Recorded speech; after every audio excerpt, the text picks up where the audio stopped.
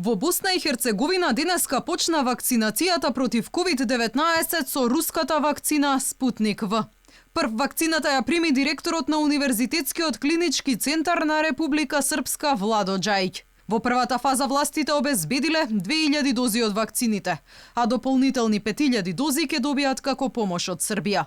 Со овие вакцини прво ќе бидат имунизирани здравствените работници. И Црна Гора наголемо се подготува за старт на вакцинацијата откако Институтот за лекови дал одобрение за употреба на руската вакцина Спутник. Имунизацијата во Црна Гора треба да стартува кон крајот на овој месец, а ќе се одвива на 40 на пунктови во земјата. Македонија пак заедно со Косово останува последна во Европа без конкретен рок кога ќе стигнат вакцините.